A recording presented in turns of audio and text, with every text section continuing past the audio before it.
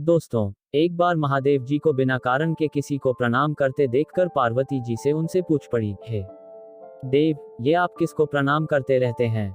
शिव जी ने पार्वती जी से कहा कि देवी, जो व्यक्ति एक बार राम कहता है उसे मैं 3 बार प्रणाम करता हूँ। उस पर पार्वती जी ने शिव जी से पूछने लगी, किंतु आप शमशान में क्यों जाते हैं और चिता की उस भस्म को इस तरह शरीर पर क्यों लगाते हैं? उत्तर देने की जगह शिव जी उसी समय पार्वती जी को शमशान ले गए। वहां एक शव अंतिम संस्कार के लिए लाया गया। लोग राम नाम सत्य कहते हुए शव को ला ही रहे थे। तब शिव जी पार्वती को उस शवयात्रा को दिखाते हुए बोले, इस शमशान की ओर आते समय लोग राम नाम का स्मरण करते हुए आते हैं। इस शव के निमित्त से कई लोगों के मुख से मेरा अति प्रिय दिव्य नाम राम निकलता है। उसी को सुनने मैं शमशान में चला आता हूँ और इतने लोगों के मुख से राम नाम का जप करवाने में निमित्त बनने वाले इस शव का मैं सम्मान करता हूँ, इसे प्रणाम करता हूँ और इसीलिए अग्नि में जलने के बाद उसकी भस्म को अपने शरीर पर लगा लेता हूँ। देवी, राम नाम बुलवाने वाले के प्रति मुझे इतना प्रेम है।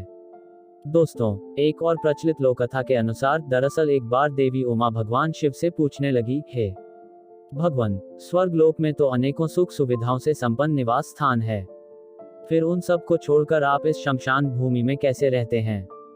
शमशान की वो भूमि तो हमेशा केशों और हड्डियों से भरी रहती है, चारों तरफ मनुष्य की खोपड़ियां और घड़े पड़े रहते हैं, गिद्धों और गीदड़ों की जमातें जुटी रहती हैं, हर ओर चिंताएं जला करती हैं, मांस, वसा और रक्त की कीच से सनी उस भूमि में बिखरी हुई आंतों वाली हड्डियों के ढेर पड़े रहते हैं। फिर भला ऐसे अपवित्र स्थान में आप क्यों रहते हैं? उस पर शिव जी उत्तर देते हुए बोले, देवी, मैं तो पवित्र स्थान की खोज में दिन रात इस पृथ्वी पर विचरण करता रहता हूँ, परंतु इस पूरे धरती लोक पर मुझे शमशान से बढ़कर दूसरा कोई पवित्र स्थान नहीं मिला। इसीलिए सभी निवास स्थानों में से शमशान में ही मेरा मन अधिक रमता है। बरगद की डालियों से ढकी और मुर्दों के शरीर से टूटकर गिरी उन पुष्पमालाओं से सुसज्जित इस शमशान भूमि में मेरे भूत गणों का वास है। अपने भूत गणों के बिना तो मैं कहीं भी नहीं रह सकता, इसलिए मेरे लिए यह शमशान ही पवित्र और स्वर्गीय है और प्रिय। यह कोई अपवित्र स्थल नहीं बल्कि परम पुण्य स्थली है। पवित्र वस्तु की कामना रखने वाले उपासक इसी की उपासना करते हैं। यहाँ मनुष्यों का अधिक आगमन भी नहीं होता, इसलिए इस पृथ्वी पर शमशान भूमि से अधिक पवित्र स्थान कोई दूसरा नहीं हो सकता। देवी, यह वीरों का स्थान है, इसलिए मृतकों की सैकड़ों खोपड़ियों से भरा हुआ भयानक स्थान भी मुझे सुंदर लगता है। इसीलिए मैंने यहाँ अपना निवास बनाया है। और ऐसी मर्यादा है कि दोपहर के समय, दोनों संध्याओं के समय तथा आद्रा नक्षत्र में दीर्घायु की कामना रखने वाले अथवा अशुद्ध और पापी प्रवृत्ति वाले पुरुषों को वहां जाना भी नहीं चाहिए। प्रिय, एक कारण ये भी है कि मेरे सिवा दूसरा कोई भूत जनित भय का नाश नहीं कर सकता, इसीलिए मैं शमशान में रहकर समस्त जनमानस की रक्षा करता हूँ। मेरी आज्ञा मानकर ही भूतों के समुदाय अब इस जगत में किसी की हत्या नहीं कर सकते। संपूर्ण जगत के हित के लिए मैं उन भूतों को शमशान भूमि में ही रोके रखता हूँ। देवी, अब मैंने शमशान भूमि में रहने के पीछे का संपूर्ण रहस्य तो तुमको बता दिया है। अब यदि कोई और प्रश्न भी तुम्हारे मन में है तो मुझसे निसंकोच पूछो। फिर देवी उमा पूछने लगी, हे भगवान, आपका ये रूप पिंगल, विकृत और भयानक सा प्रतीत होता है।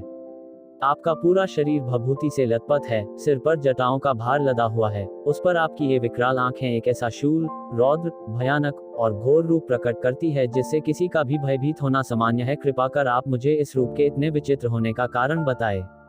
शिव जी बोले, प्रिय, इसका भी एक यथार्थ कारण है।